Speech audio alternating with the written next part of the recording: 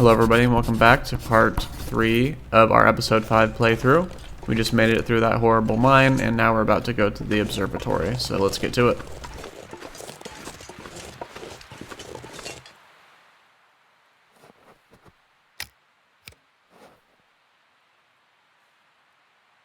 Why would she think the power is working? I assume it's electrical.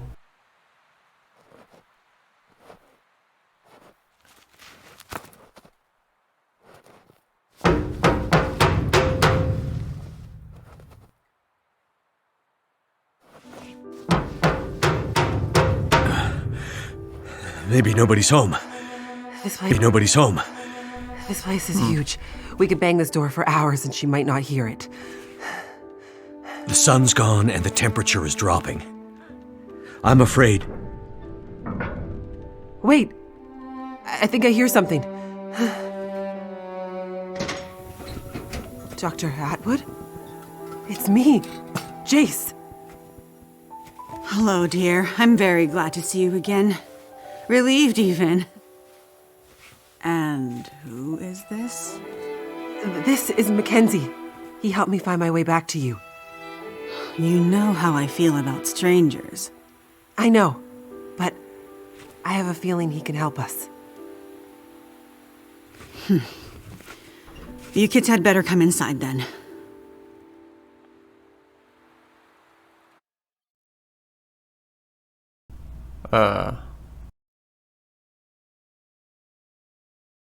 I hope my game didn't just crash.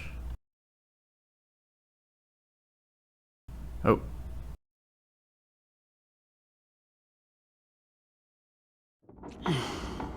There we go. What took you so long? That'd be funny if I could just exit. I'm not gonna try it though. I ran into some trouble on my way back. You know the old penitentiary? Oh, goodness. You didn't end up there, did you? Oh, well, we're not this over encumbered, are we? Things got messy, but Mackenzie helped me out of it. You met this man at the penitentiary? I wouldn't have made it out alive without him. Well, it sounds like you've had some adventures. I've also been busy with our research. Yeah? Any breakthroughs while I was gone? Well, unfortunately, no. The whole facility seems to be in a kind of maintenance mode. Oh, thank you.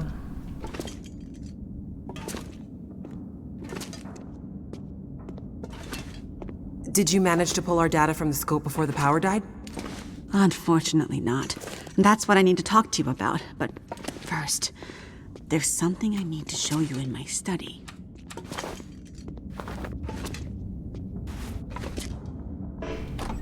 Okay. Hopefully we don't get jumped by a wolf, because all we have are 2 stones to our name.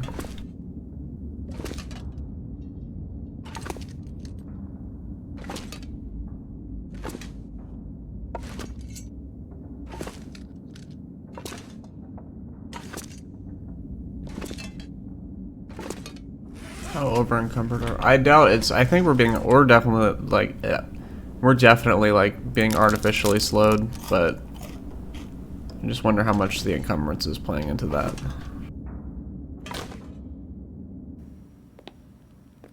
It's nice and warm in your lab. How'd you manage that? It seems that the plant's geothermal backup is still working, but this seems to be the only room at the facility getting any heat. I've started sleeping in here, which is convenient for my research. Any way we can use the backup to power the rest of the facility? Unfortunately, no. At least, not without several time-consuming excursions to the substations providing power to the lab. But what about our research? Were you able to pull the data down from our last series of scans? Also negative. I was able to extract a small amount of data before the massive power surge fried a lot of our equipment. It's possible there might still be some remnants in the memory buffers, but we won't know until the power is back online. Damn it! That's years of postdoctoral work down the tube. I will say, the small amount of data I was able to pull just before everything shut down was concerning. Enough to confirm your theories? Theories? I hesitate to say more without access to more data. What I saw could easily have been a glitch. Maybe. Maybe. I know that look in your eye, Dr. Atwood. You found something, didn't you? I shouldn't say more until we can get the data. And now that you're back, we can put our heads together and maybe find a solution. That said, it might be best to remember our security protocols. If you're referring to Mackenzie, he can be trusted. If my suspicions are correct, I'm not sure we can take that risk. Look, I'm not here about your research. Then why are you here? I was sent here to find you. Sent here by whom? An old trapper living in a cabin somewhere near a place called Mystery Lake. Trapper? I don't know anyone out that way. Guy by the name of Jeremiah. Grumpy guy, but he didn't strike me as the frivolous type. It was important to him that I find you. Well, what was the message? It's a bit strange. He said to tell you, Wintermute. Wintermute. That's what he said. Jeremiah and Wintermute. I haven't heard those names in a long, long time. Are you okay, Dr. Atwood? What's this all about? It can't be. Dr. Atwood. What does it mean? It means things are much, much worse than I feared. Are you going to explain any of this? I need to think. Please leave me now. I need quiet to think. Well, okay. Come on, Mackenzie.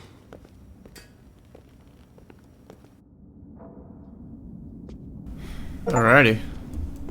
Oh, looks like we got the hard sciences achievement.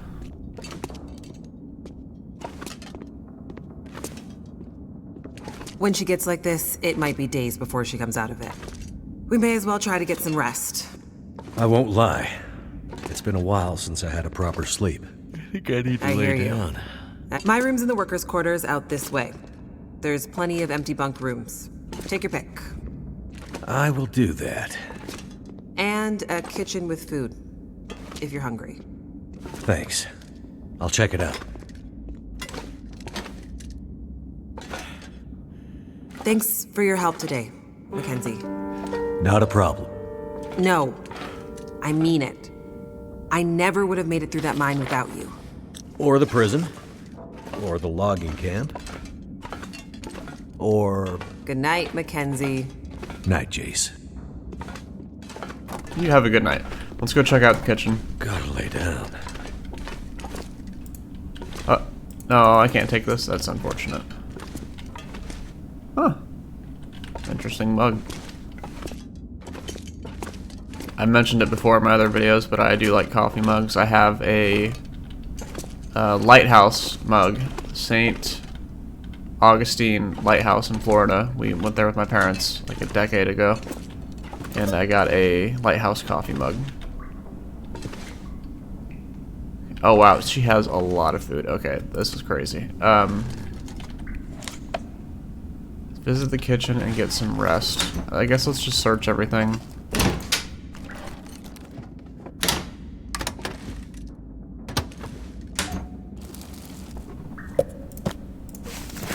Oh, hello there. That's a lot of food.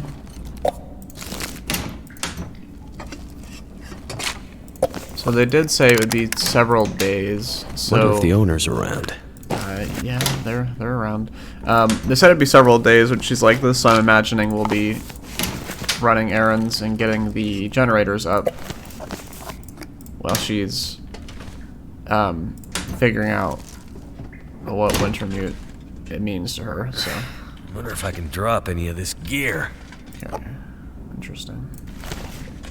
But yeah, I'm just consolidating. Wow, that's a lot of food. That's a whole venison steak. We're eating that. If Dr. Atwood gets upset, we'll just go... Whoa. I haven't seen that much food in... well, feels like years. Wow. No kidding. Yeah, so I don't think food's going to be an issue. Let's go ahead and put all this together.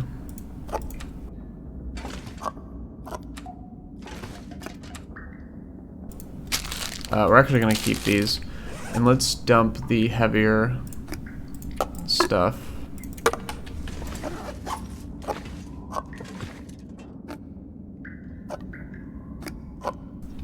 I'll just put like a... Well, we don't really need to do all this because it's not going to spoil, right? It's not like interloper. It's fine. Keep one of these for an emergency. Do that.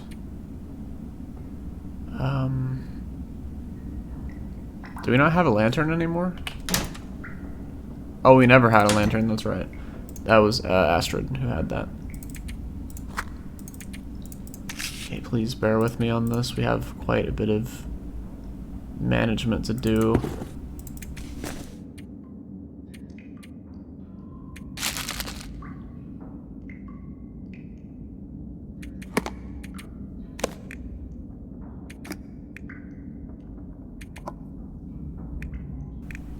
Okay, I think that's good on that end. We'll keep the knife just in case. Yep, I think we're good. So let's go ahead.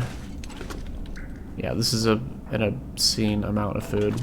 I think we're good. Well, actually, the crackers. Well, no. This is an interloper. We're fine. We're fine. I'll take these though. That looks like a lock. Yeah, well, different design, I guess.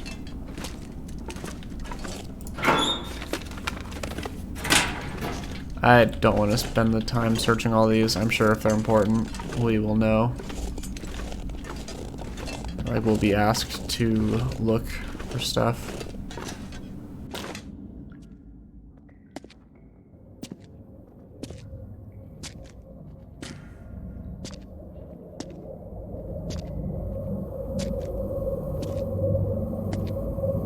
It's getting worse.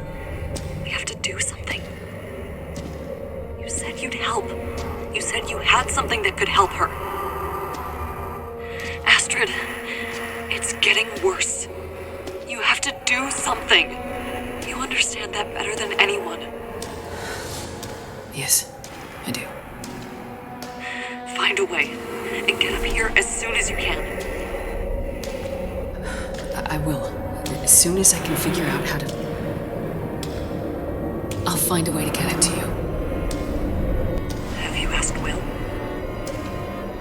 No. It's been years since we... I haven't asked him yet.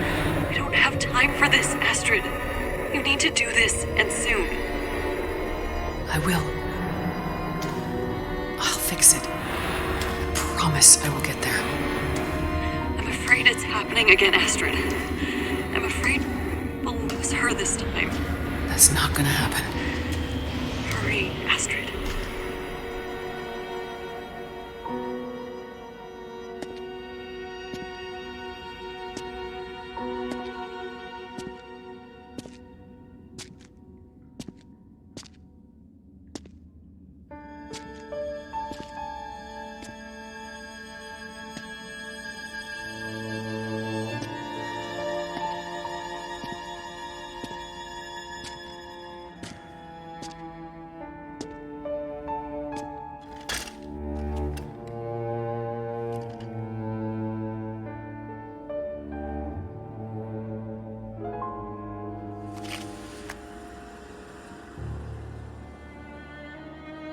Huh?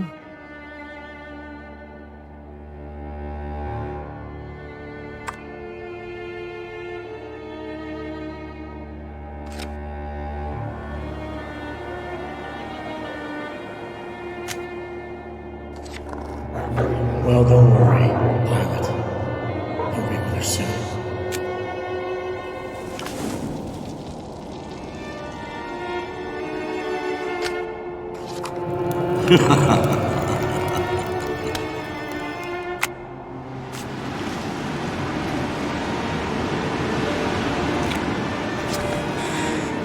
Wake up, Mackenzie.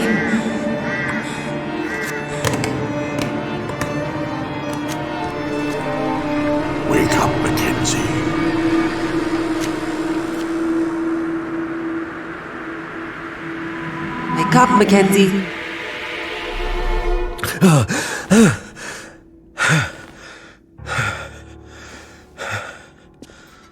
Good. You're awake. Atwood wants us to meet her in the control room. I think she was up all night.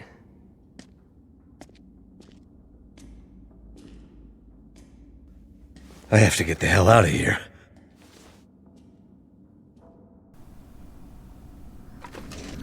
I have to say, that was an incredible cutscene. I really like the art and such they had. That was the whole animated art on the cards and such.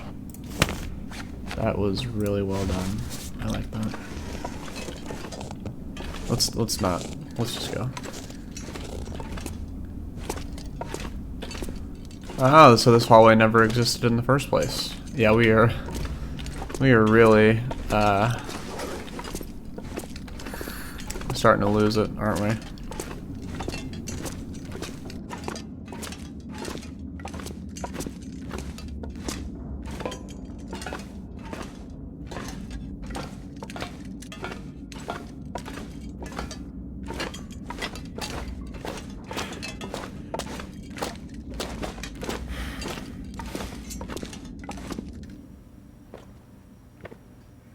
You look like you could use this.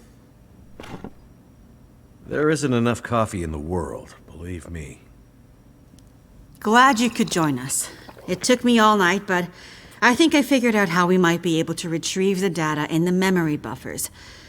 It's risky, but I don't think we have a choice. I would love to help, but there's a place I gotta be. I delivered your message. I got Jace back to you. My work here is done. There are other people who need me. Listen, Mackenzie, is it? I'm not a trusting person by nature. But if John trusted you with his message? John? You know him as Jeremiah. Oh, so you do know him? Yes, it's a long story. Suffice to say that if John trusted you, I will also be forced to trust you. Like I said, I have stuff to do, so don't feel obligated to include me. Mr. Mackenzie. Just Mackenzie. Mr. Mackenzie, whatever important thing you think you need to do, I promise you, it's not more important than this. This might be the most important thing anyone has ever done. I'm listening. I have an idea for how to retrieve our data from the memory buffers, but to do that, I need the power back online. Sounds like a tall order, given everything. Normally, I'd agree. But the Suzuki telescope was built with a very specific purpose in mind. It's electromagnetically shielded. Exactly. See, the whole reason this is up here is its location not only allows the telescope to broadcast and receive signals from space with almost unprecedented clarity. Like I said in the mine, why else would you build a radio telescope in such a remote location? But the area's geological and geothermal characteristics lend it some very unique attributes. Look, I'm not a scientist. Can you flip a switch? That I can do. Perfect.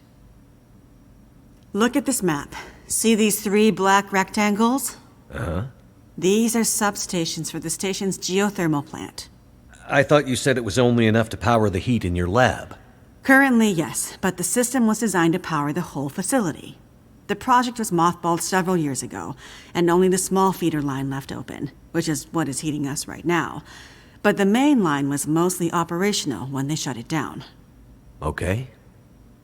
If we can get the full system back online, we might have enough power to fire up the mainframes and pull the memory from the buffers before...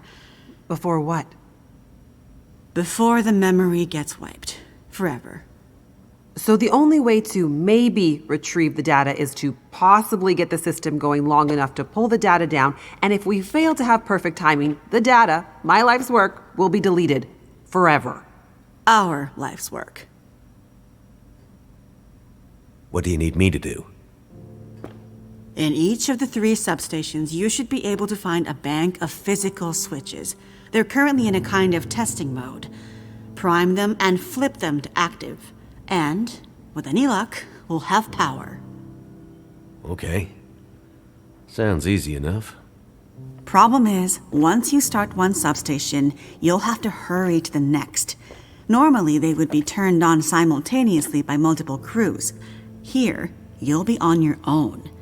If you take too long, pressure will build up in the system and probably create a catastrophic explosion.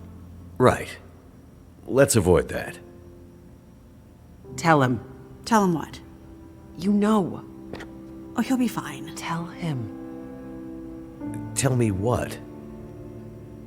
Well, you might not be alone out there. Huh? You might have noticed wildlife has been acting a bit strange lately, since the Aurora first appeared weeks ago. You don't say. Well, for some reason, it's even worse up here. Our working theory is the altitude and proximity to a range of anomalous geological strata. It's okay. Strange wildlife I can handle. Great. You'd better get going. What's the hurry? You need to be back before the next Aurora. Why can't things ever be easy? If my calculations are correct, we're due for another burst of heightened Aurora activity very soon, which means the unshielded parts of the system will be vulnerable. Last time, the system shut down following emergency protocols. This time, there are no more protocols to protect the system. Another blast of geomagnetic activity like that, and the whole system could go up in flames. Right. So, no data. And what's so important about this data anyway? Please hurry, Mr. Mackenzie. Get this done, and I promise you all the answers your curious heart desires. There's a supply room by the entrance we came in at. You're gonna want to grab some warmer clothes and whatever else you think might come in handy. Alrighty, let's get to it. Let's get ready for the mission. Okay, she said back the way we came. Yeah, so definitely not this way. Yeah, okay, I'm trying to remember it now. This place is a bit of a maze. Okay, perfect. There we are. Ooh, that's a rifle. Okay. Let's see. We're not gonna need this firewood. We're probably not gonna need these sticks. I think we're good with this cedar wood. Honestly, we don't need the books anymore. Or that. That.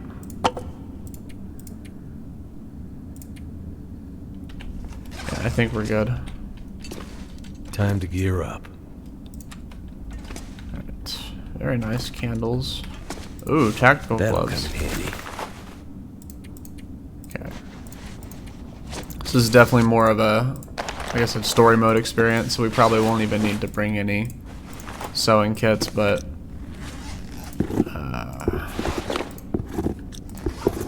I think we're good with our boots, actually. The wool long johns. Could end up being useful.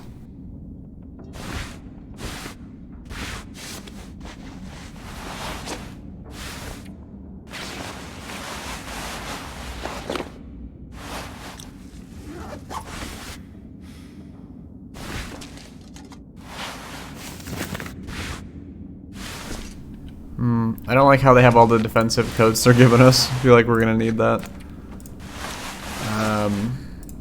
Okay, we'll take that thick wool or thin wool sweater. Kansas parka. I think I Okay, can let's use it. turn this on.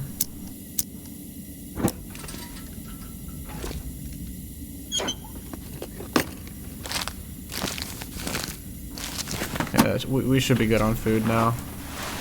We're good on long johns, jeans. We don't need that. Tactical jacket or decent military coat. Oh, that's really good. We'll take that. And then we'll drop these. Yeah, no. Yeah, we're good. Ooh, okay. Crampons.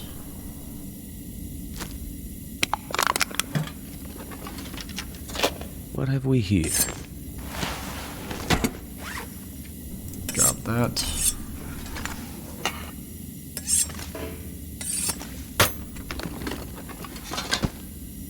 Okay, we're not gonna need that. No.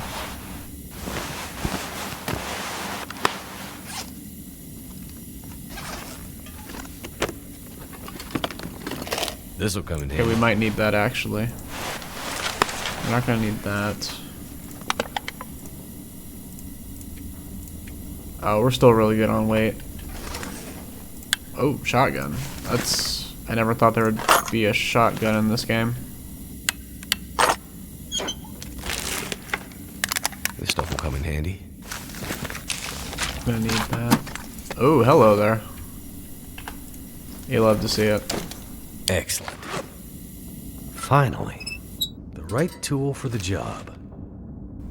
Is this single action? Or not single action. Is this a one shell? Ooh, it's one of these. Okay.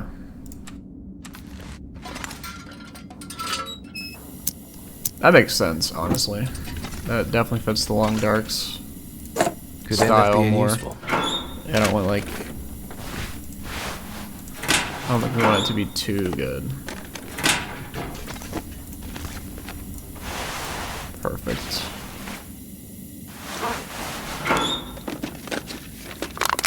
Don't need that at this point. Wonder if this is any good to eat. Oh, no, no. Let's take that. I promise we're about to get moving.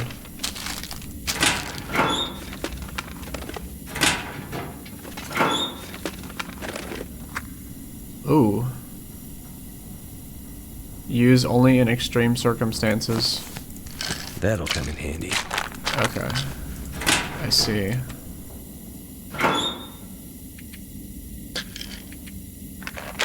We're not gonna need that. Because right now we can carry a bunch of stuff, but I don't...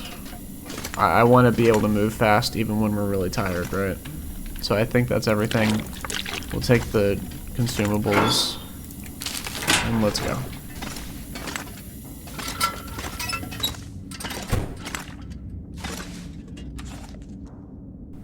Alright, I think we are ready. Let's just go ahead and fuel everything up. Oh, these are slugs, not like buckshot or anything. That makes sense.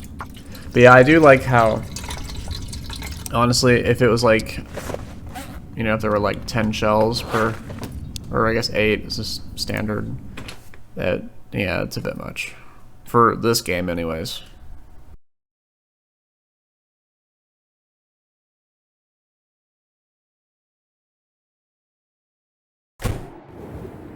Be careful out there. Everything depends on you now. Oh. I'll be careful. Just come back, okay?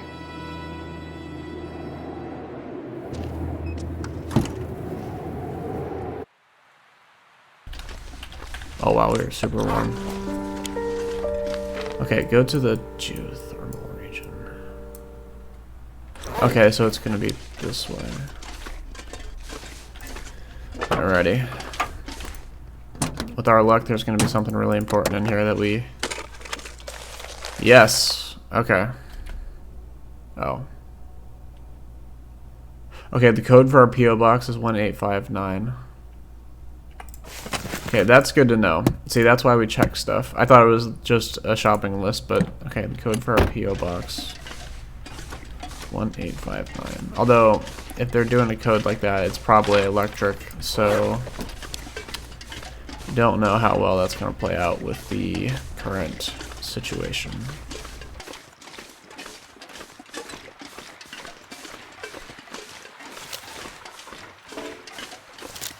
Okay, yeah. This is most likely going to be used for a specific reason. Now, we do have... Yeah, we have the 1-7 kit and the sharpening kit, so that's... Or whetstone.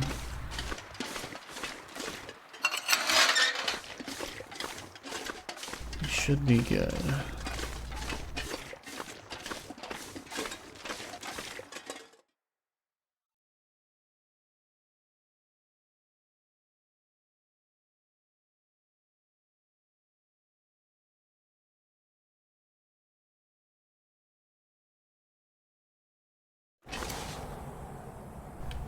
Oh, that's not good.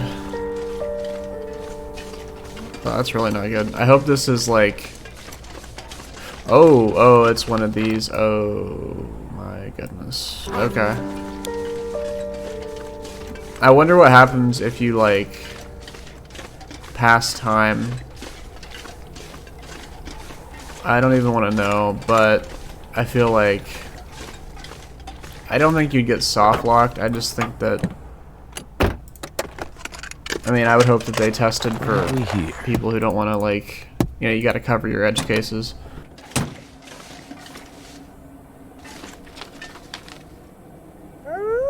Oh shoot, that's not good.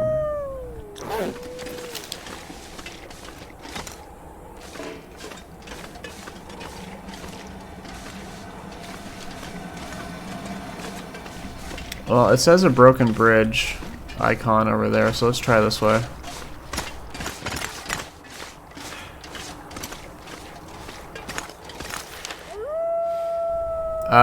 No, I'm stupid. Let's go this way. Wait.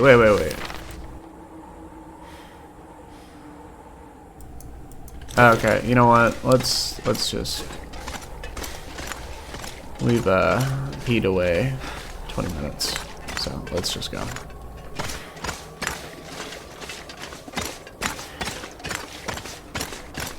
Now, in Interloper, our playthrough on Interloper we're very particular about when and where we have to take the lives of animals, and I will tend to avoid, if at all possible, killing, you know, unnecessarily, especially with timber wolves. But it looks like with how okay, there's a wolf over there. It looks like with how this is structured, we're just gonna have to blast our way through, unfortunately.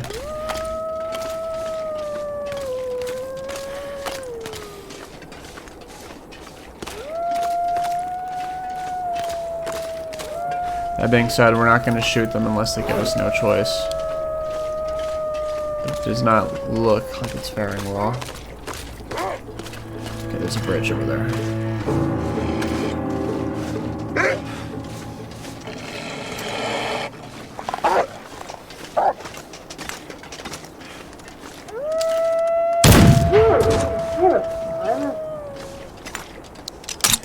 Sorry, puppy.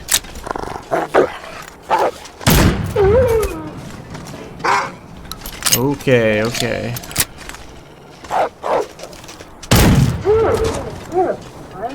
Such a waste. I'm so sorry, but we have to keep moving.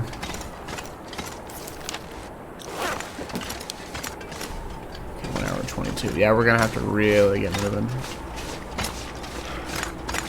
This is so tragic.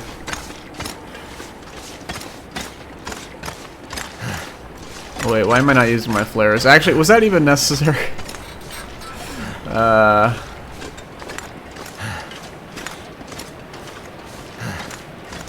I don't know if that was necessary, actually, but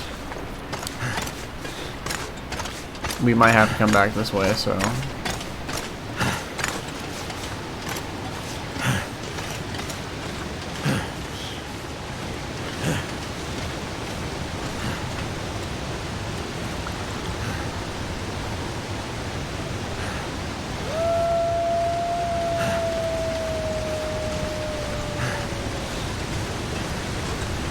I think we should be good to make it in time for the substation.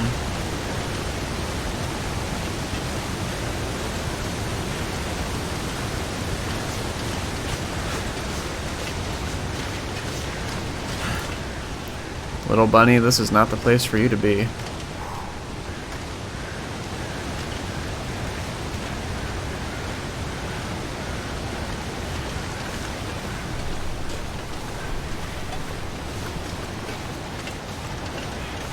I don't like how we had to use 3 shells right then and there. And we only had 13.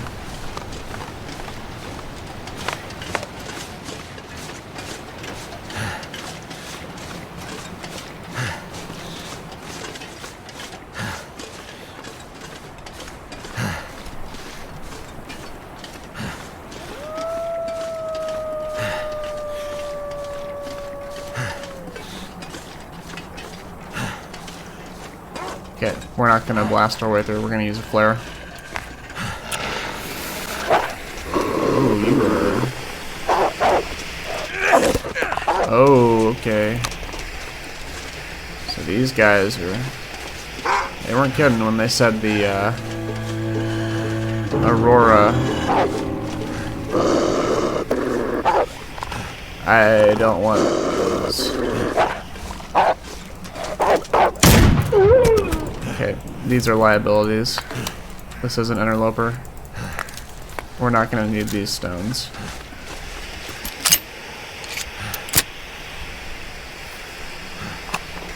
Wow. This is honestly the level of aggression I think that should be the baseline, to be honest, but that would probably make a lot of people upset.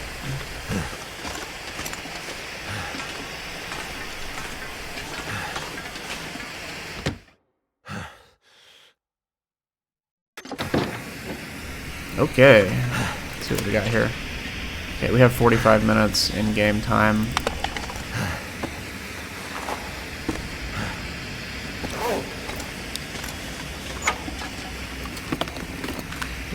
I will take that stem. We're probably going to need that.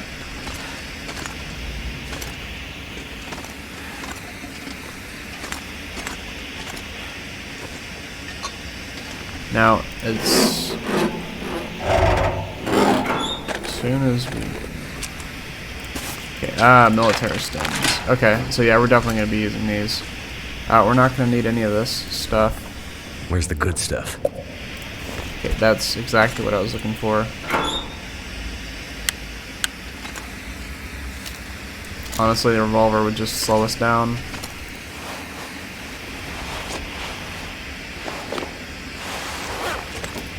Okay, 33 minutes. Is it food or...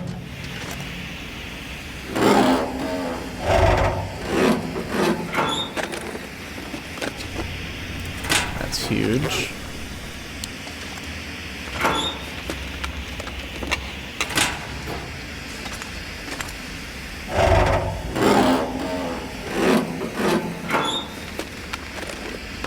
This'll come in. Okay, actually, you know what? Fine. When it's doing that much.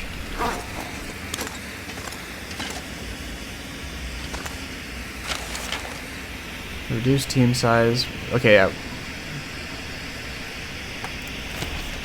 We don't have time to read this, unfortunately.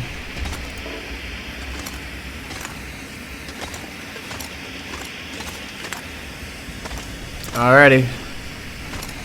One last check. Okay, these are perfect.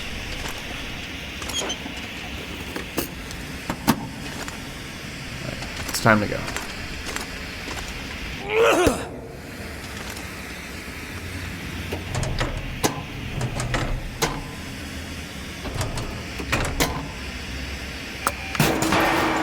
Hope that worked.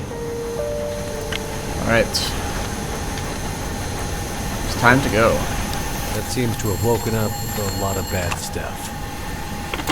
Did I get burns? Hey, Mackenzie. I got burns. From Back that. to this phone thing, I see.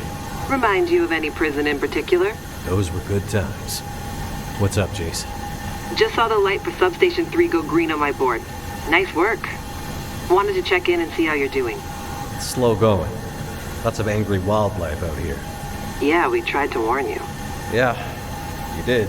Okay, well, be careful out there. I'll check in with you at the next substation. Will do. Okay. I don't know what I expected trying to run through boiling hot steam. I guess I just expected it to be... That hurts so much. Yeah. I'm sorry, Will.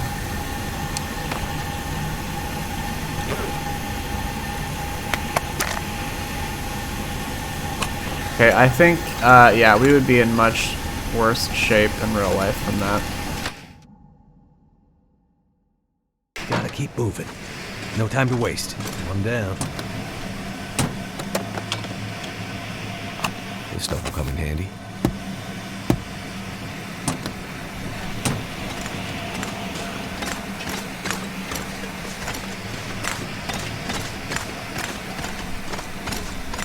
Looks like steam's starting to come out of the pipes. Gotta follow the steam pipes. They'll lead me to the next substation.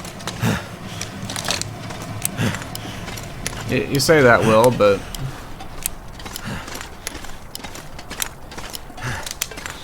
don't think we can go that way.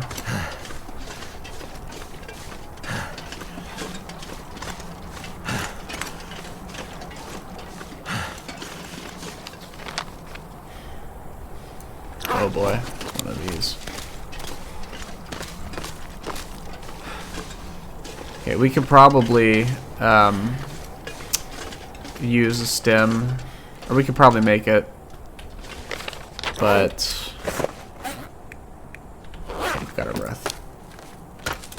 I don't want to use the stems unless absolutely necessary, and I really don't want to use the military stems because it seems like it's going to give us a heart attack if we try and use two. Like I said, I don't know if that's the case, but just from the text alone, it said only use if you're about to die.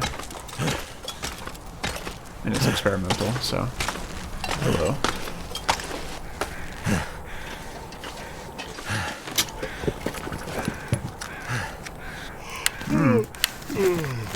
Okay, thank you.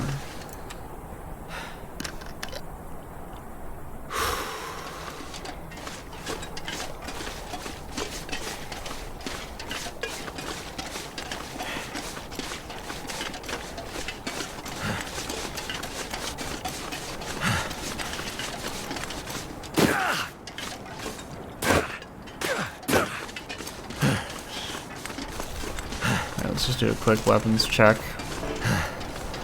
We've got more than enough.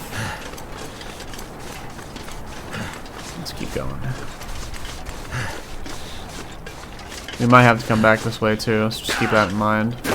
Well, I think we will. I don't think it'll wrap around. I actually do like this where there's like a time constraint. It seems reasonable enough.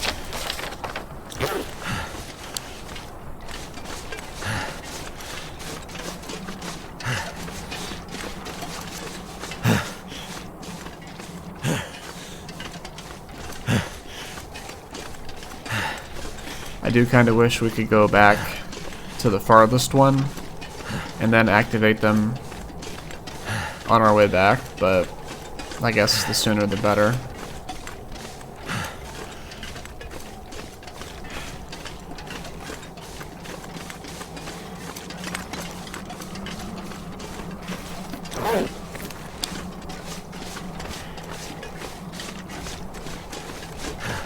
And the wind is always against us.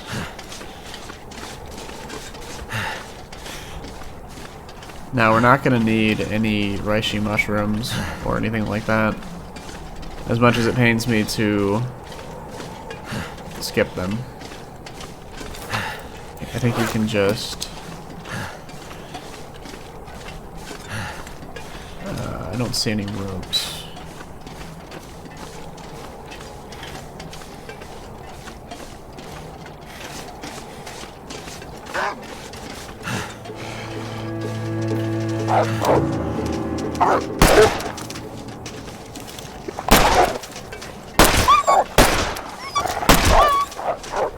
Okay, that could have gone better.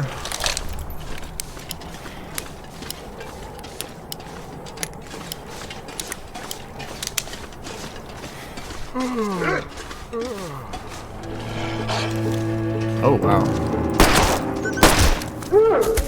These guys don't play around, do they? No, they do not.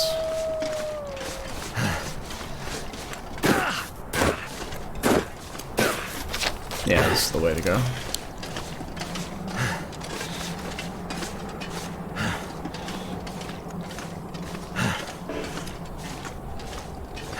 So the revolver was the right choice. It was.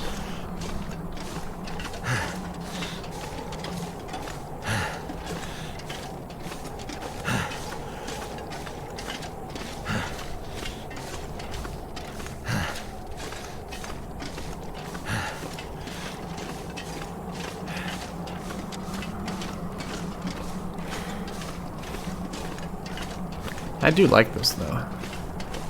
Like I said, it's It's a bit different with the whole time constraint, but like, can you even pass time?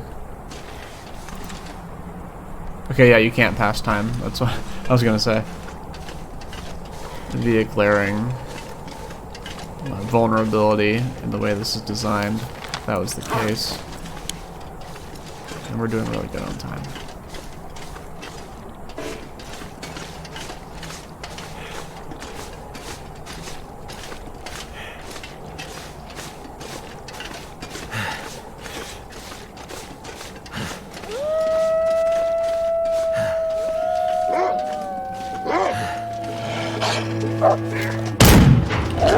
Okay.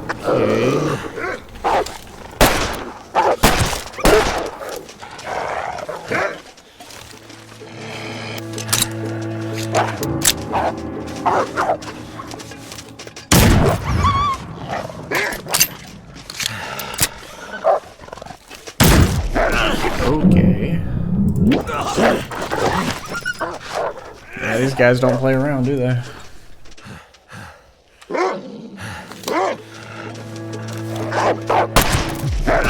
No, they do not.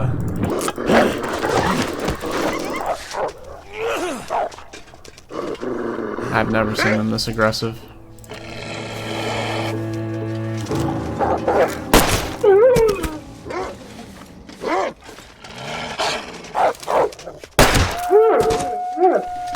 It's crazy.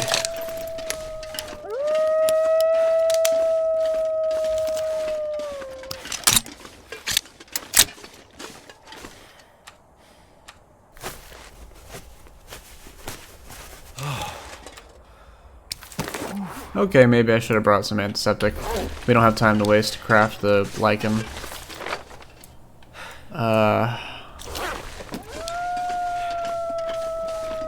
Let's go this way.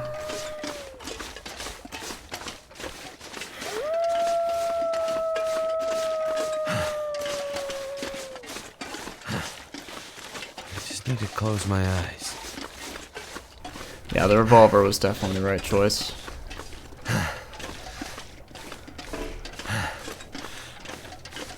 I think all we have is the infection risk. Yep.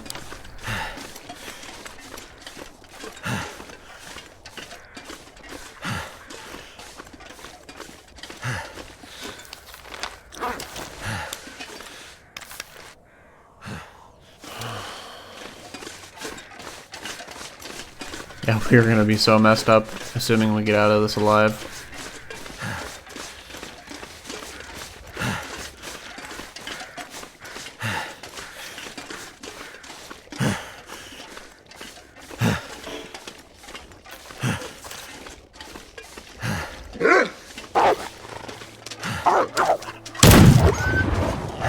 No shot, he survived a shot to the head like that. I'm sorry.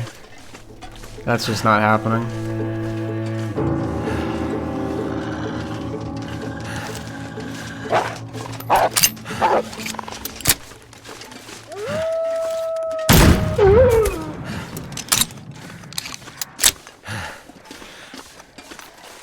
If it was buckshot, I might think so, but not a slug.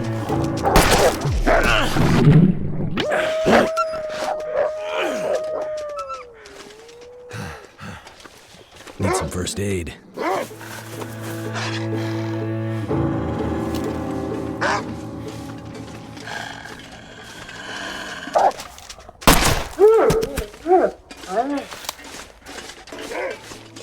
You want some of this? So be it. Or not. Let's run. Never mind.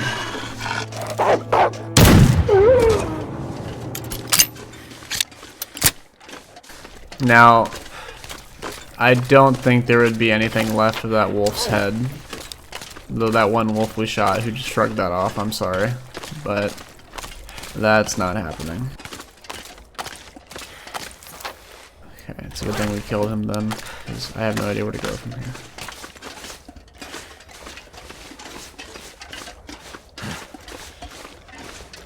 Oh, follow the steam pipes, right, like you said. Okay, but we are good. Otherwise, Okay, pry bar. We don't need that.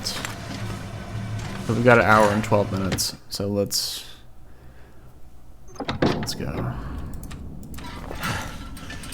You know what? Crank lamp. Oh, we can't put the crank lamp down. I guess Feels like not. something is sapping my energy. I guess not. Unless. Hey, we can't drop that. Okay. Thank you, crank lamp. You did well.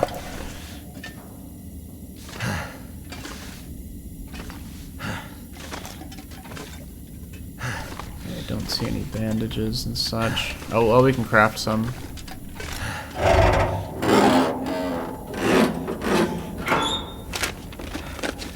Could end up being useful.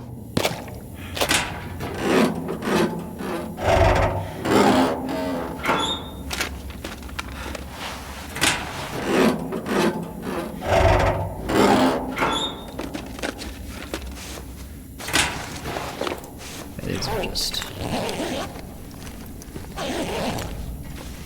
not good.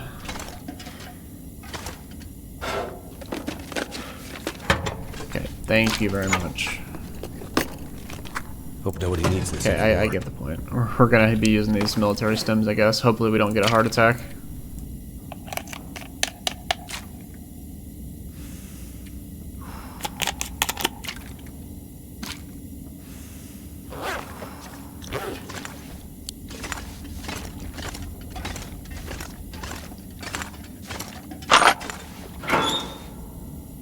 Never know when I might need to defend myself. What is this at? Oh, 96%, that's fine. We don't need that. Okay, yep, these flares do nothing. So we'll just drop those. Alright, so we got the antiseptic we needed. I think we are good. We don't need that.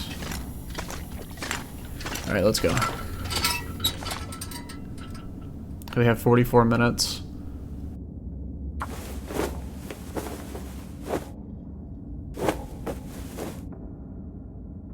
Okay, 33 left. Why do I have these?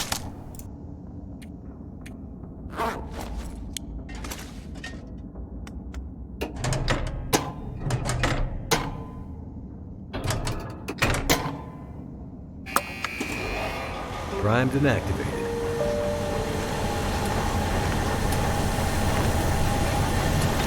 I learned my lesson.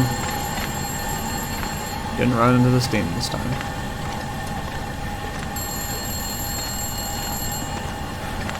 Also, just drop all this.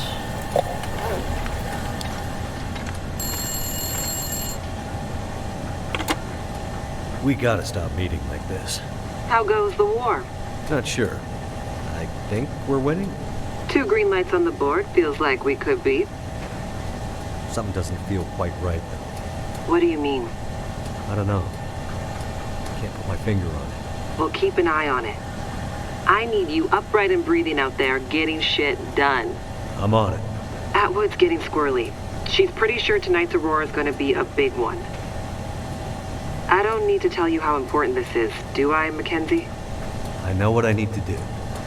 I'm seeing some pressure building in the geothermal system.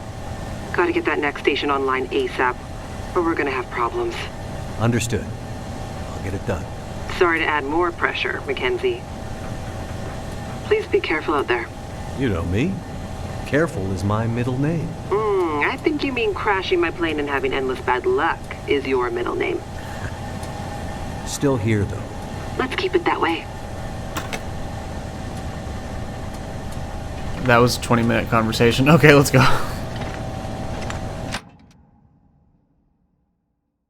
I'm going too slow. I'm gonna run out of time. Another one down. Ah, I see what you mean. What the hell is that glowing stuff? It's like the Aurora. On the ground. Oh, this isn't like,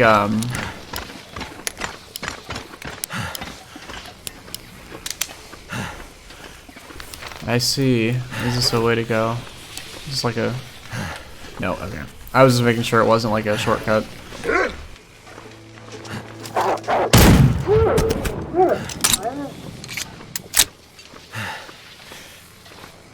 Okay, so it's not really a stim so much as it is an emergency health kit.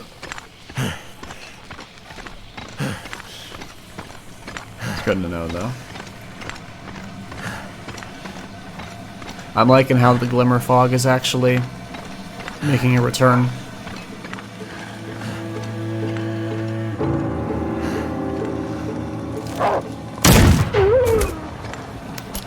As I was saying,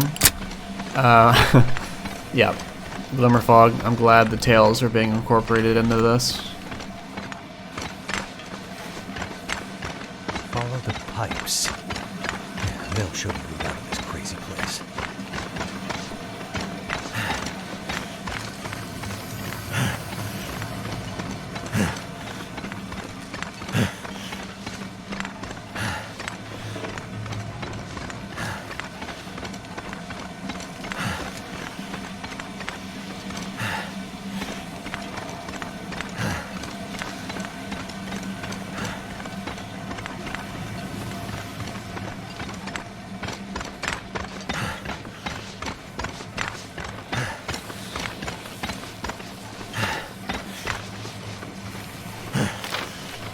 Okay, we are not even close. I think I can use this.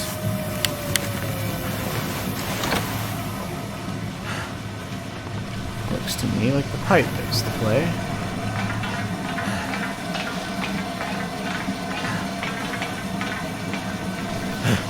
Okay, I think we're good on our weaponry again.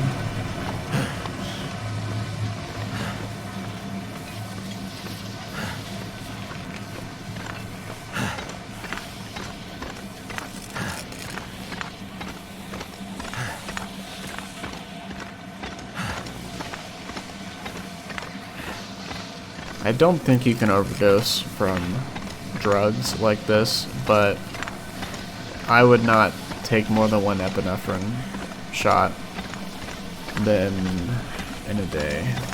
I've done it, but well, I've had to take one before because of an allergy, and it really does feel like you're gonna die.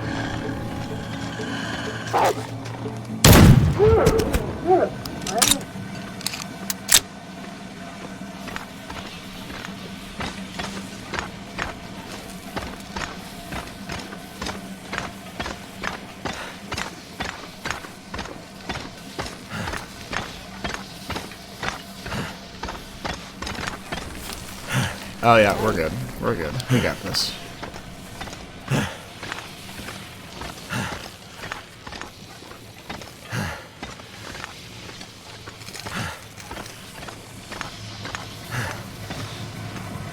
It's almost like I'm stuck in crazy mountains. Madness. Like mountains of madness.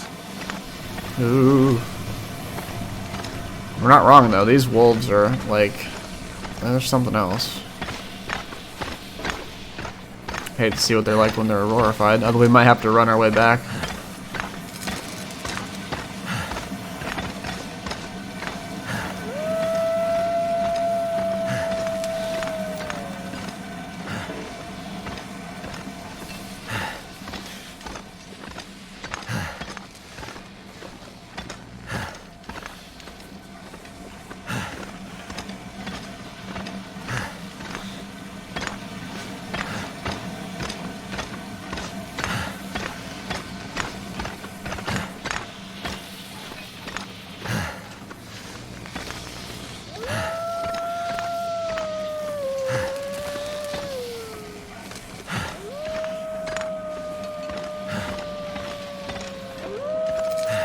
I don't like this. Sounds like the big one.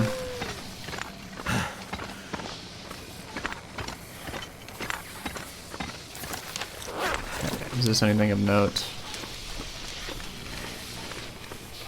Now, I did say to follow the pipes. Oh, look at that, floating cattail. Dude, look at that. Can we grab this for good luck? We can't. Go away.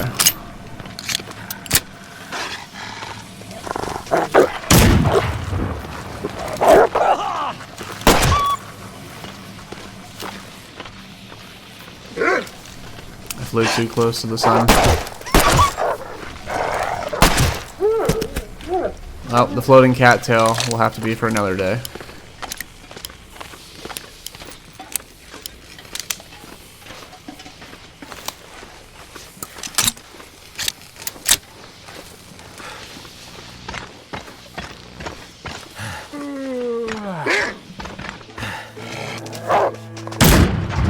Yeah, they weren't kidding when, well, okay, slugs do have a bit more range than that, let's be honest. Unless I just missed. I'll have to check the recording.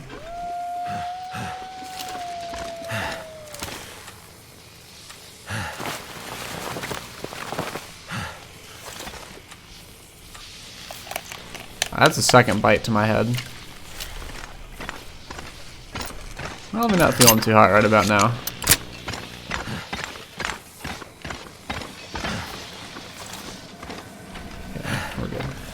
But yeah,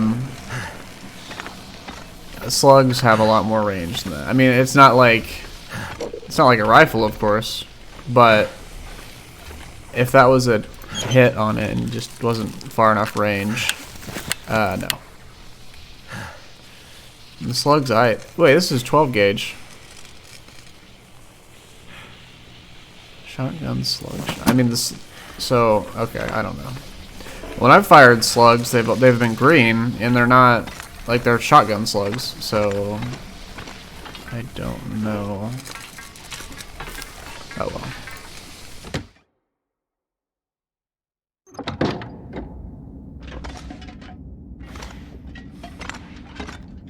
Okay, we've got an hour, 8 minutes. Let's search in here. Okay, we don't need any of that. I could use this. Okay, we're gonna replace that. Thank you for your service. We don't need any more antiseptic, I don't think. Okay, let's go ahead and actually put this down and grab that one. I can always use more food. Don't need that. What's this at? 94? No, we're good.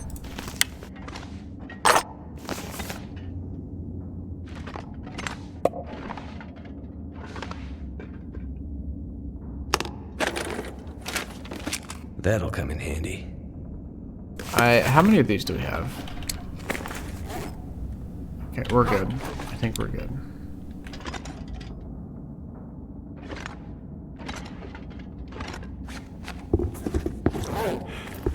No, put those back on.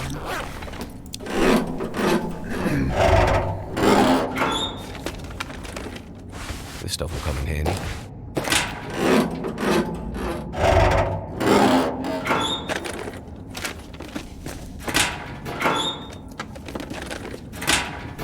Okay, 51 minutes. Yeah, my inner loot goblin is calling.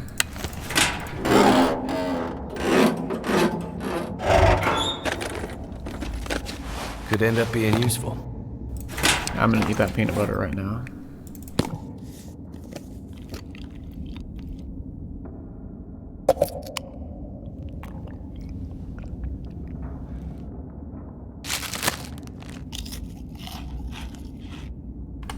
Right, let's get this done. Take that. 44 minutes. Okay, and then we'll check the phone when we're done doing this.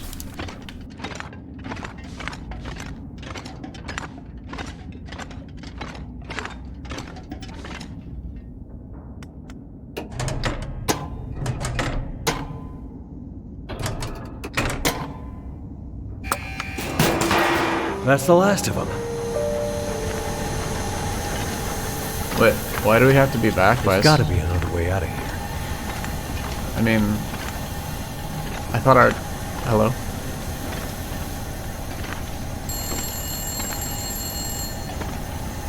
I'm sorry, Jace, that's not happening.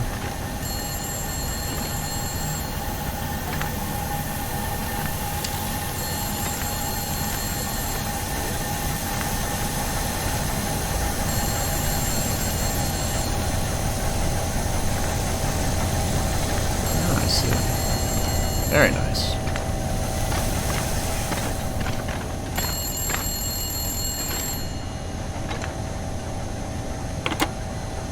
I see 3 green lights on the board, and a bunch of this old gear seems to be powering up. Good news. How's it looking out there? I think I've seen the worst of it. The pressure in the system seems to have dissipated, so that's one less thing to worry about. Great news. How are Atwood's preparations coming? She's in heaven. Haven't been able to get a word in edgewise since the power came back online. She's been running from system to system, and I am just trying to stay out of her way. All right. Let's hope her plan works. Tell that man to stop fooling around and get back here on the double.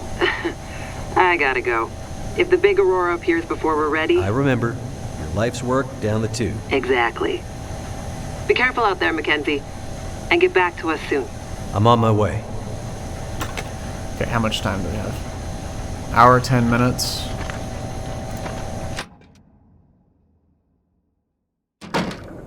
Good. It worked. Okay, I know what to do now.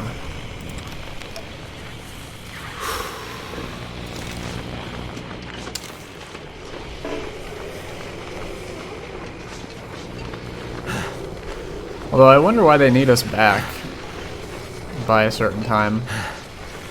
I gotta hurry. I need to get back to Suzuki before nightfall. I mean, I suppose, but like... I don't know, maybe they still need my help, but I thought I just needed the 3 generators. I thought I needed the 3 generators only, but okay. The air tastes funny. Like metal in my mouth. I don't like this.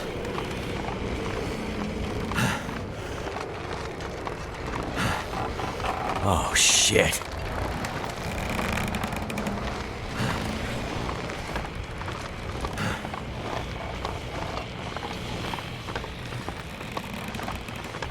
Okay, I was expecting like a wolf to be behind us, but I didn't dare turn around.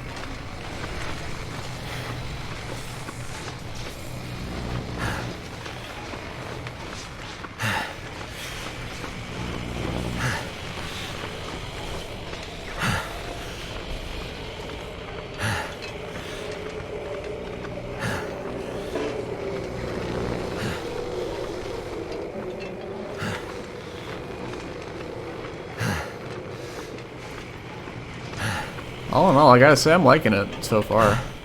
Yeah, there have been some things, and some questionable things, like with the plants and wildlife, but overall, I've enjoyed it. Just been really busy with work, so I can't, like, do the whole 6-hour stretch that I know a lot of people have, which I'd love to do, but... Like, I'm recording this Sunday night, and then I'm gonna edit it, and hopefully have it out by Monday afternoon, but... we'll have to see. And then the 1000-day series is kind of...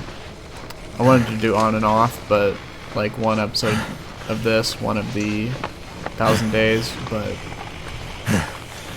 I don't know, we'll have to see.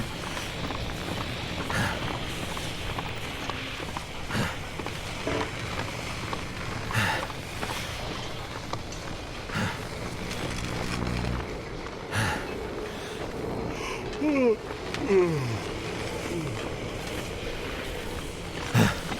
could have sworn I just heard something.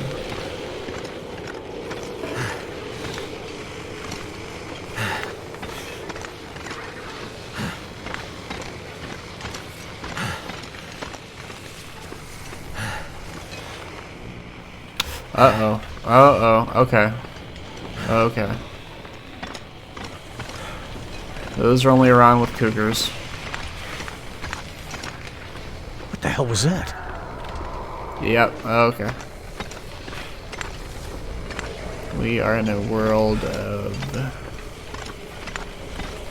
crap.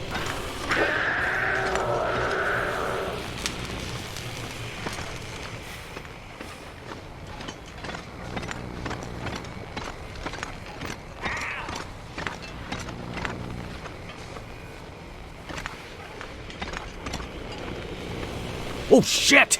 Is that what I think it is? Yes, it is. Where are you?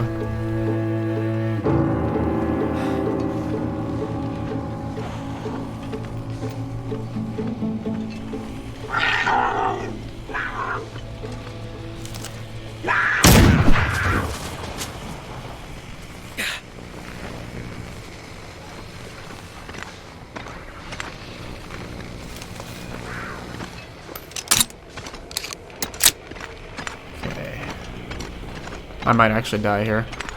Let's hope not. Cougar.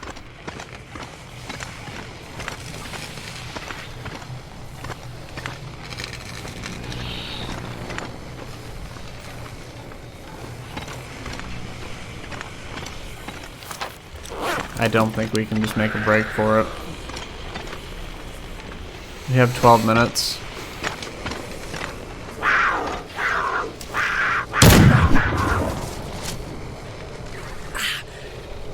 We might be out of time, actually. I might have messed up.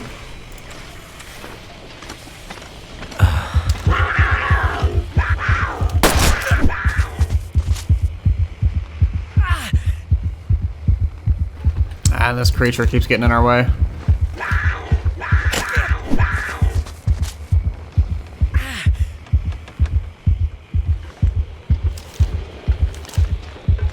Oh, you little shit.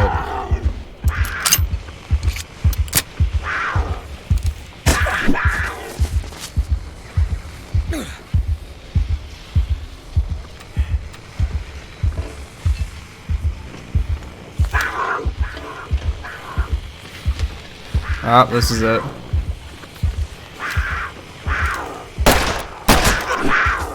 Yeah. Okay. Alright, well, this isn't the interloper playthrough, though, so let's go ahead and get back to that. The air tastes funny, like metal. Okay, we don't...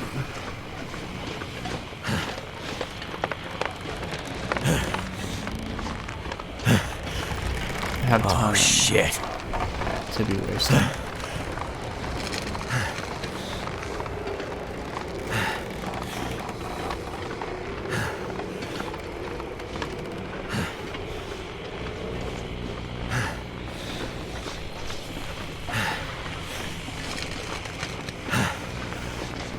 Okay, you know what?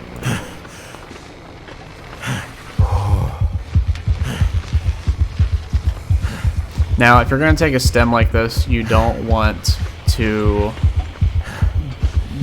try and climb a rope with your sprint bar like this. It actually does affect it even though you're fully rested for the time.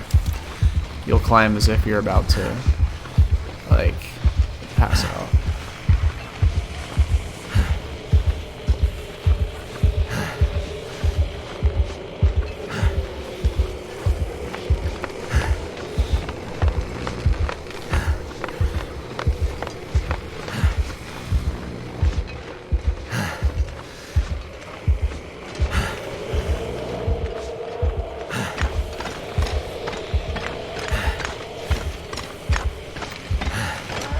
What the hell was that? Okay, let's actually save the game here.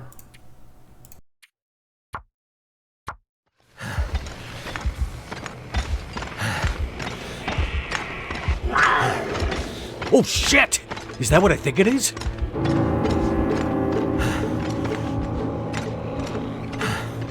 I'd lay down right here if I thought I'd ever wake up.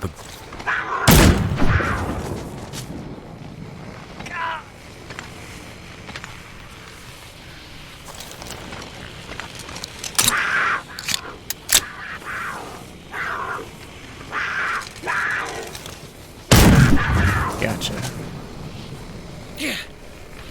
Okay, so yeah, you have to be really, like, on the draw because the range is, like, right around the time he jumps you. Yeah.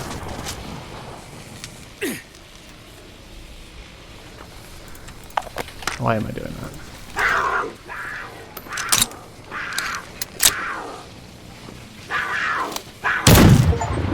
Whew. Alrighty. Doesn't seem like the time. Although I would like to take the cougar claw, but we can't. Let's go. Probably gonna have a heart attack in a few days after this, but that's how it goes sometimes. Oh, and we also got an achievement for killing it. I think I would imagine it's optional. But last time we tried it, he kept getting in the way, so I don't think that's the... I think you're meant... Like, he'll do what he can to keep you from getting to the, Now, gotta get back to Suzuki before it's too late. escape. Oh, okay.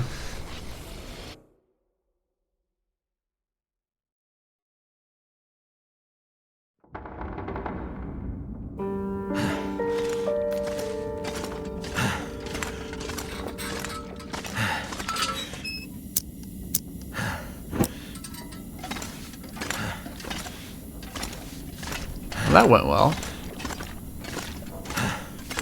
We're probably gonna have a heart attack in our sleep tonight, but that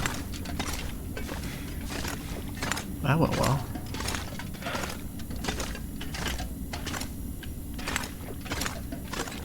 Okay, I don't think we need a lantern for this.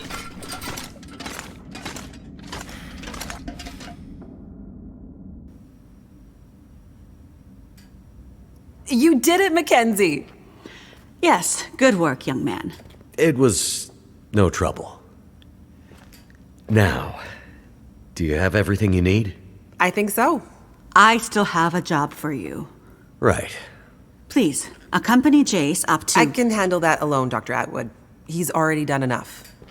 Accompany Jace to... With tonight's Aurora, we have a chance to pull the data now that the systems are nearly back online. But I'm not sure Jace can handle the next part alone. I don't need any help. We need to get the data from the buffers back into the mainframe and then to the scope's relays for processing. But for that to work, we need the benefit of the program.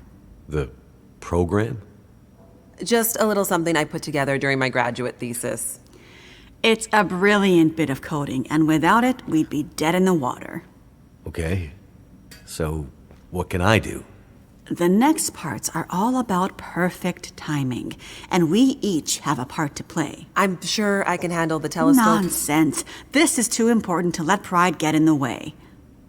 Once more, for good luck. Let's not make this a habit, okay? Works for me. You two had better get moving. We're running out of time.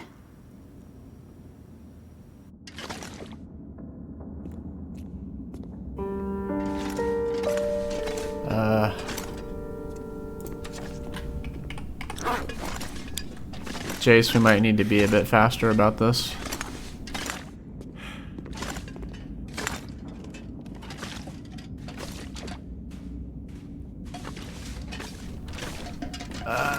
Okay, fine.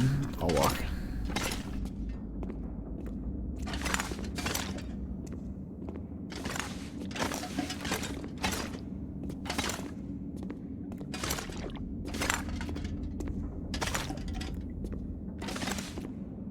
Could they have built a more confusing space? Okay, thank you. Hopefully we don't get soft locked like we did back in the mine.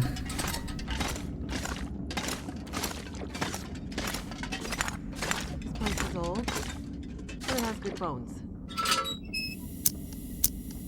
Okay, while she's doing that, I don't think there's anything of note.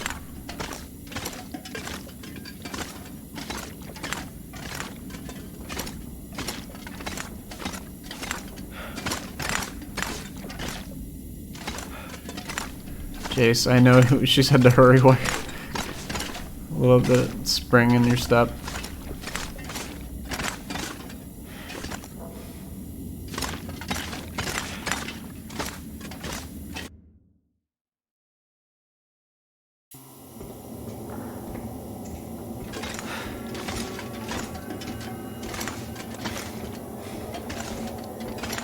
Feels like the whole facility is slowly waking up.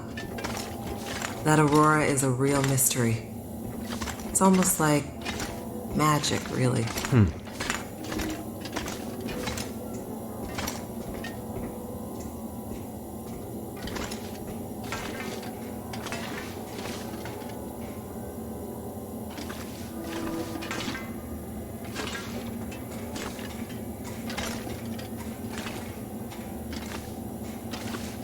Imagine the logistics involved in building this facility. Staggering. This is impressive.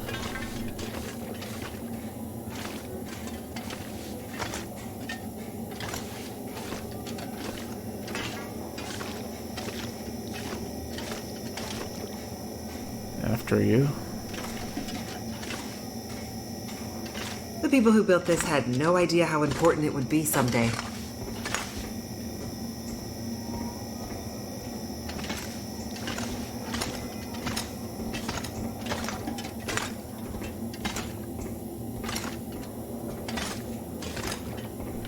I would just add that maybe she moves a bit faster.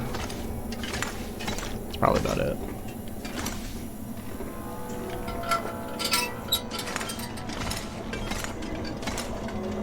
Look at that. That's a screenshot right there. Well, there she is.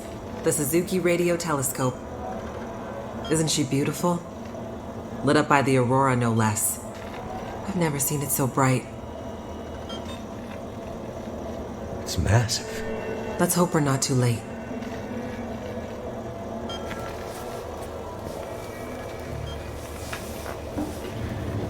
Okay, time to get this party started. There's a fair bit of interference. Keyboard is glitching a bit. Can't be helped, we're way past long shots at this point. Loading the program. Now. Are you in place? I'm seeing some spikes on the sensors at the peak. Shouldn't be long now. What do you need me to do? Okay, this is the tricky part. I'm gonna have to run the program and update the code in real time to modulate for the aberrant magnetic field and... Jace. So I'll be busy focusing on that. Meanwhile, once the telescope grabs a signal, we'll need to follow the source. The new data will help flush the buffers, and the data in the buffers will get pushed to Dr. Atwood's workstation for processing. It's an archaic system, but best I could do with 30-year-old technology. I'm still not clear on what you need me to do. You're a pilot, right? Yep. Know how to adjust your heading to follow a radar beacon? Yeah, I have a pretty good idea. Same principle. Grab the big metal wheels at the base of each leg of the telescope sensor assembly. You'll see a bunch of numbers around the edge. When my program outputs specific bearings, I'll shout them to you. And then you have to find a way to match those bearings as quickly as you can. Sounds easy enough. The timing has to be perfect. Got it. Like, exactly perfect. I hear you loud and clear. Did you say you got here after crashing your plane? Don't start. Get ready. I'm seeing some power spikes. Something big. It's happening.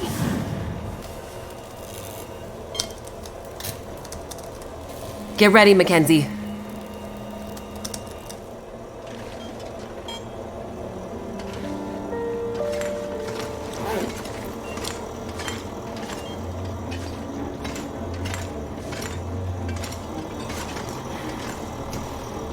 So she talked about updating the code in real time.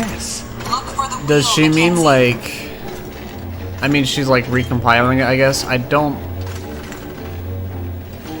but she was talking about like recompiling the code and adjusting for it as it goes.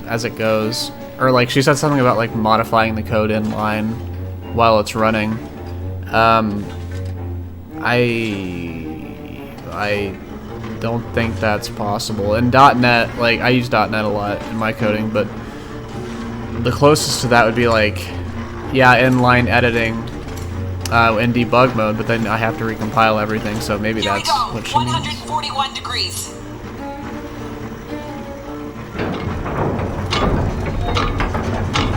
I am stupid.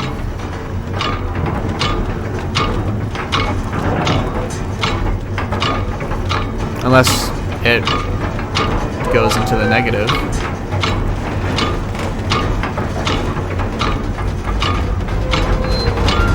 We got this though.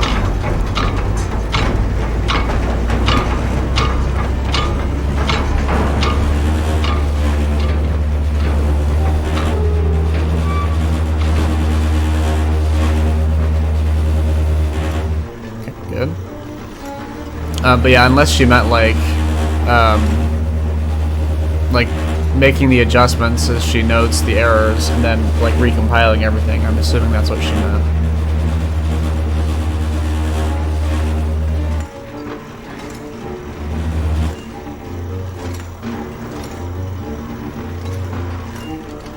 we're good.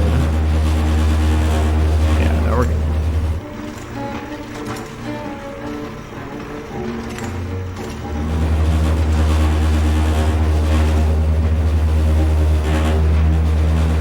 Okay, while we're waiting. Yeah, I don't know if there's anything currently that you can just modify the code while it's running and have it seamlessly update. I don't think that's the case. Jace?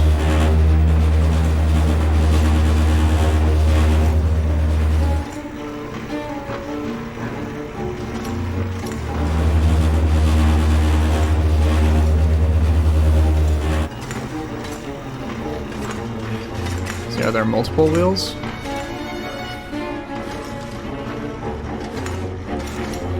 Oh, that's beautiful. Look for the console with the big wheel on it. Come on, Mackenzie. How am I supposed to find anything down here? There's gotta be a way through here.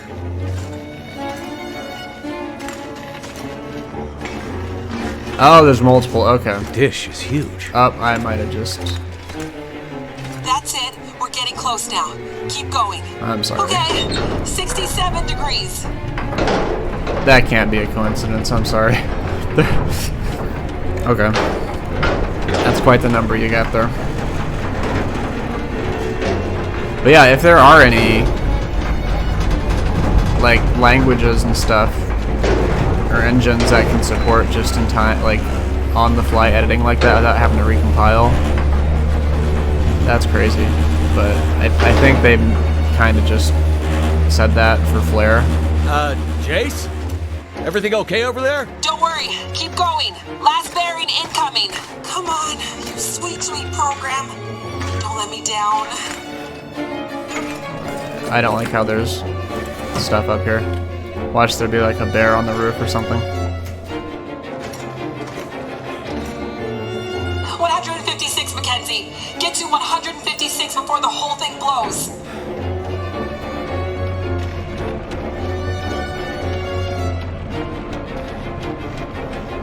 Alrighty. I think we got this though. Yeah, I was under the impression that it would be like one wheel and then we would readjust after each time, but this works too.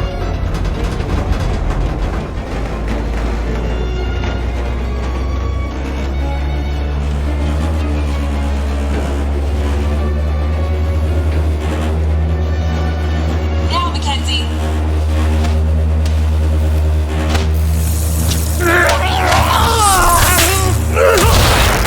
Mackenzie! It's like Half-Life. Don't. It's not shutting down. It's not.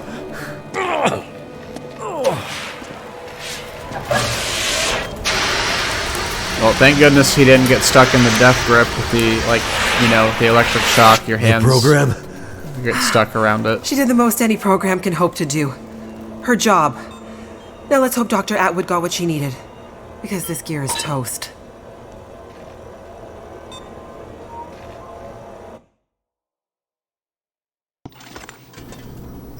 Oh, okay. A little bit of bugs, but All the data just flooding out of the buffers. It worked. God damn it, it worked. Oh, thank goodness. I'd hate to have to restart my PhD. You did brilliant work, my girl. Absolutely brilliant. We just need to keep the data flow, ensure it comes in a continuous flow, uninterrupted. How long before the data is ready for analysis? These are old systems, and it takes a while for them to crunch through the numbers. It'll be hours before we'll... Well, shit. What the hell just happened? It's not the power this time. Geothermal plant's still showing up green on the board. Some kind of overload or emergency shutdown. What now? Now we do this the old-fashioned way. We start combing through the numbers. I'll get us some light.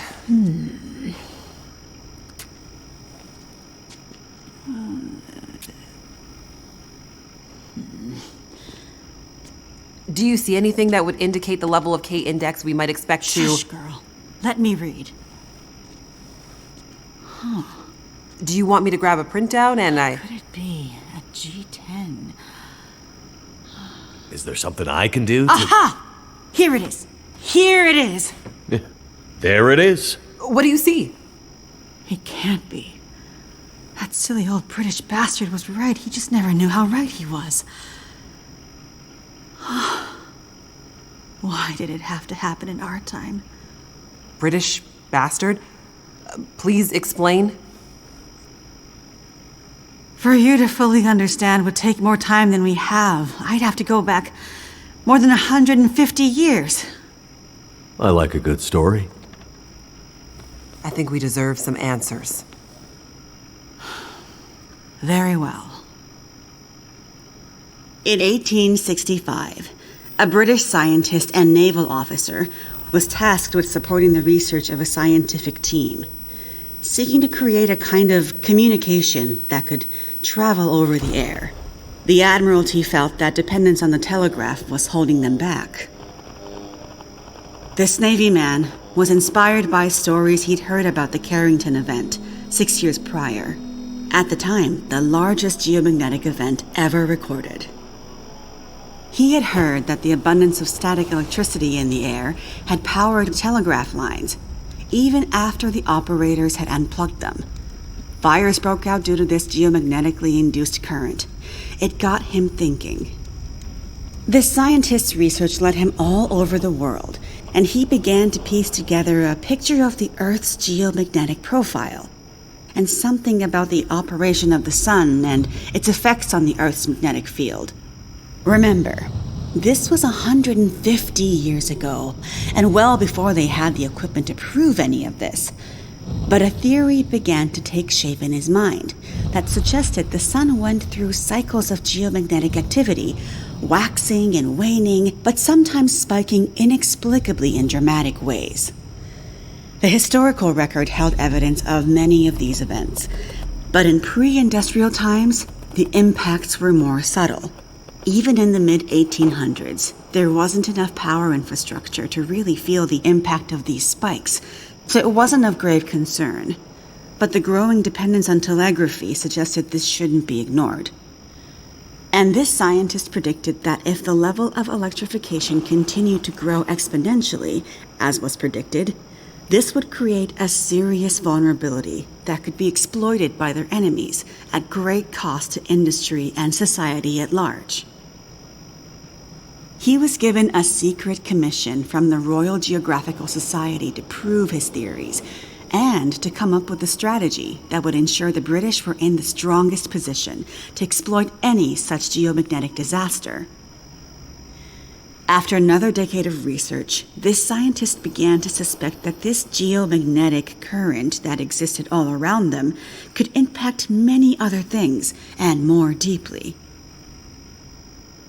He began to study migration patterns of animals and gathered evidence of whale strandings, bird die-offs, and other unexplained mysteries relating to animals' innate abilities to navigate vast distances with great precision without the benefit of modern tools or equipment. Eventually, he knew he had to travel north to the Arctic to really test his theories.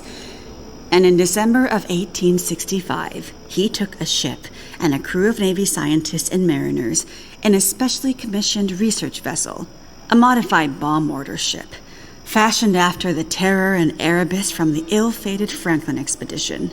His ship was named the HMS In Tenebris, and he took it and a crew far above the Arctic Circle, along with an array of unique recording equipments he had crafted himself, with the hope of collecting data to support his theories.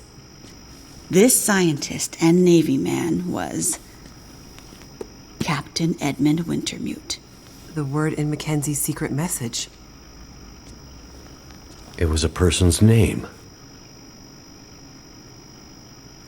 Wintermute's mission was to collect data near the Arctic Circle, and he and his crew were also tasked with the goal of resupplying a small Navy research outpost that had been set up as part of Wintermute's program the year before. Some of the crew on Wintermute's ship was designated as relief for the outpost crew, and Wintermute was meant to bring the replaced men home to their families. A few days away from the Arctic Circle and 2 days from their destination, Wintermute recorded increasingly active aurora and other geomagnetic activity around the ship, including St. Elmo's fire. But he also noticed something else. As evidenced by their journals, many of the crew were having trouble sleeping, with some experiencing full-blown insomnia that worsened as they traveled further north. Some were also beginning to forget things, their journal entries occasionally slipping into childlike language or outright gibberish. 2 days out from their destination, the night watch rang the ship's bell to announce a man had gone overboard. The man, an experienced mariner, had been observed to simply walk off the deck of the ship. By all rights, a calm and dependable sailor. This event shook the crew's morale.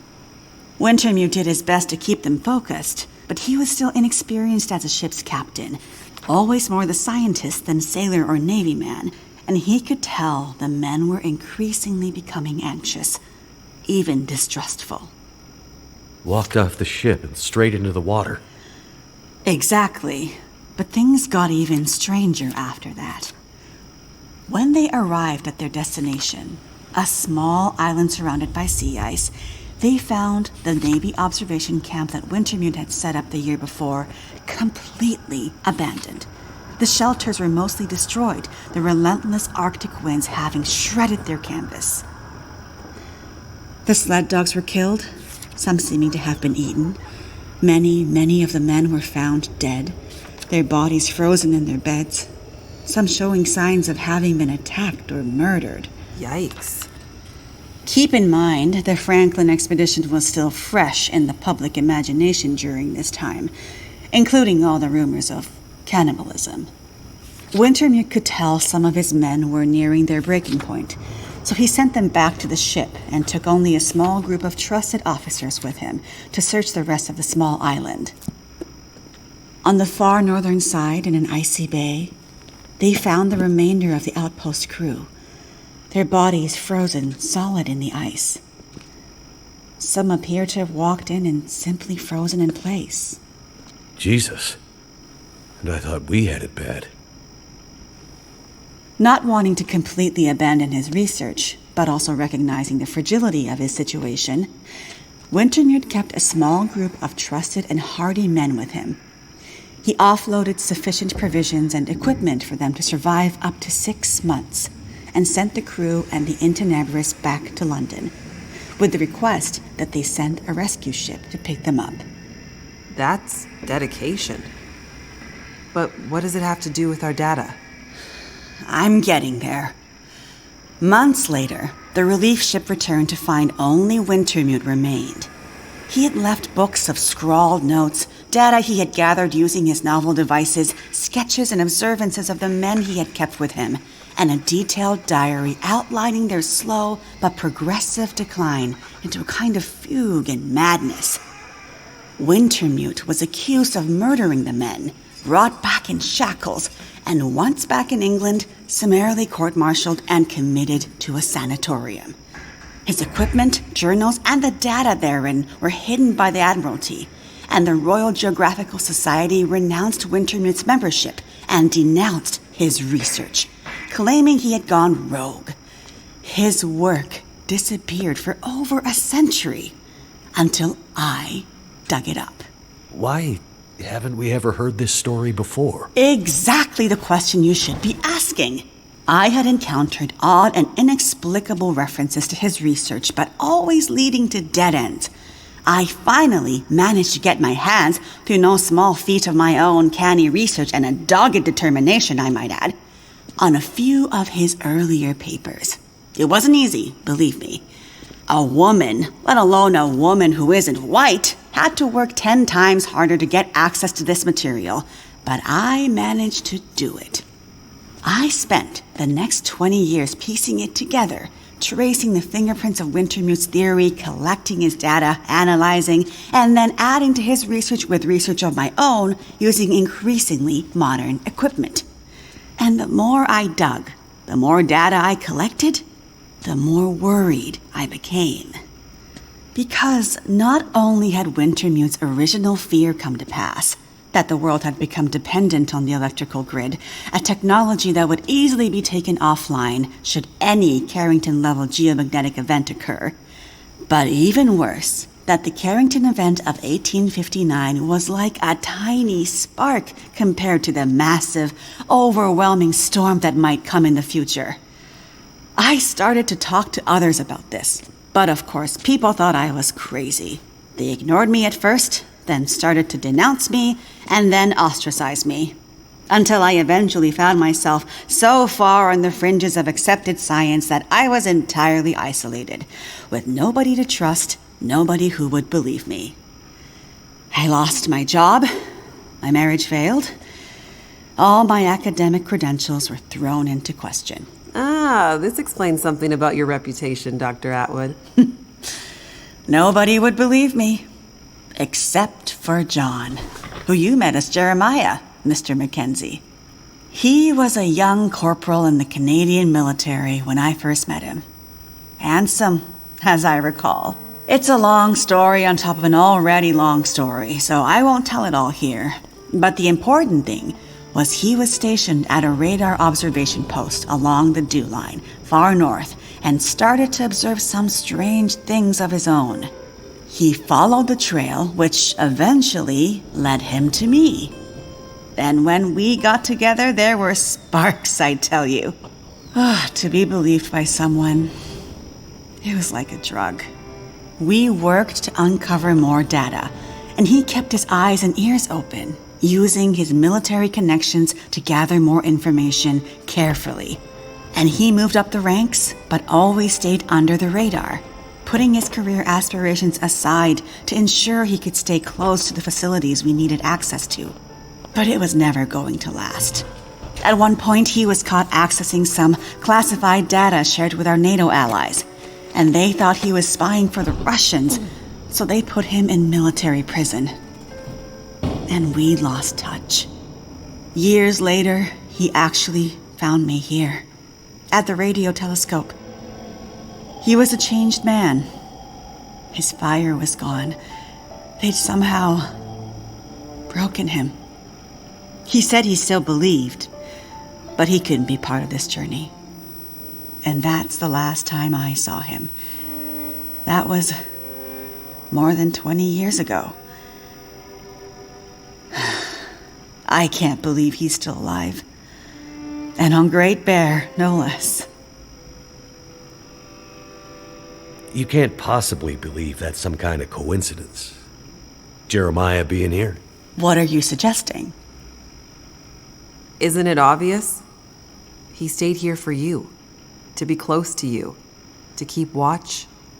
He's been here ever since, close by, in case you might need him. And as soon as he saw the Aurora and what it could do, he knew. He saw the signs. When I met him, he was nearly killed by a bear, and when I left him, he was still not much more than half alive. Otherwise, I'm sure he would have come here himself. But he sent me to warn you. He made me promise.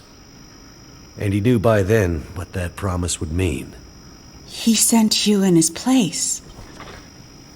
And it's a good thing he did, because now we have the final piece.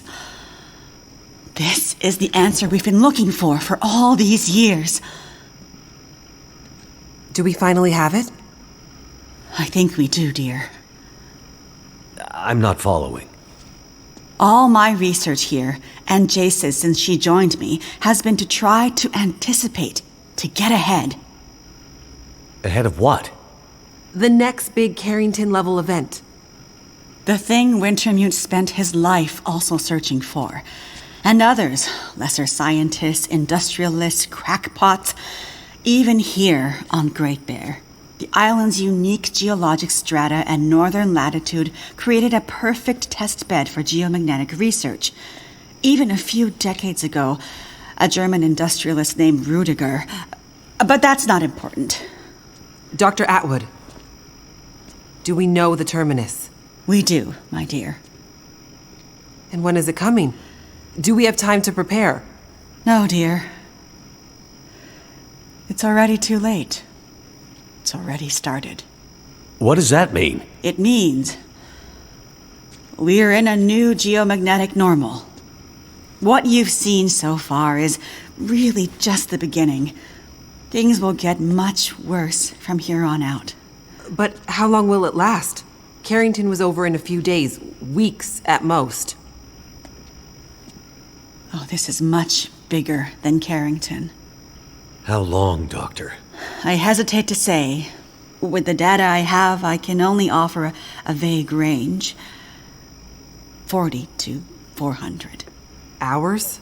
Days? Years. Wintermute tried to warn us 150 years ago, but nobody listened. And now we're at the very beginning of a geomagnetic storm, a disaster of such proportion we've not seen its like in recorded history. The power grid is down.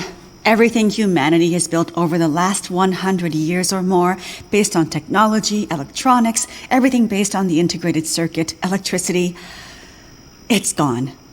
It's all gone. Nature is changing, and soon we'll begin to see the impact on people. We won't emerge unscathed. And this period of darkness will last from 40 to 400 years. A new dark age. The long dark. And what humanity will exist on the other side of it, I cannot even begin to guess. Then I need to warn her. I need to get to Perseverance Mills. You're talking about your ex-wife, the doctor? Astrid will be there. And she needs what's in this hard case. What's in the case, and what kind of doctor? She's a researcher. Insomnia, memory loss, fugue states. I think she stole some experimental meds. She's trying to help a friend. A child that's suffering from some mysterious illness. I'm not sure. Go to her. Regardless of what's in the case, you can bring her here. Her and anyone else you care about. We have to think about the survival of the species now. But what can we possibly do here? Oh, Jace, my silly girl. Have you forgotten what this facility is built on? I just know it's some government thing. Before it was repurposed for use with the radio telescope, this was an observation post for monitoring satellite communications. Mostly American, Russian, some Chinese, Cold War stuff. But why here? Who would think we'd be spying from here? Exactly. A few floors below us are the magnetically shielded dorms and storerooms designed for the folks who used to live and work here back in the Cold War. The whole place is basically a big bunker. Right. And the team that built the geothermal plant left various supplies behind. Exactly. There's probably enough dry rations and assorted supplies there to feed dozens of people for a couple of years. Survival of the species, huh? I'm afraid so. Then I better get to it. All right. Find Astrid and Perseverance Mills. Alright, ladies and gentlemen, I think we'll end the episode there for now. It went over with all the cutscenes, but I very much liked how they explained it. Yep, we're going to end it there. I'd like to thank you all for watching, and I'll see you in the next one. Take care.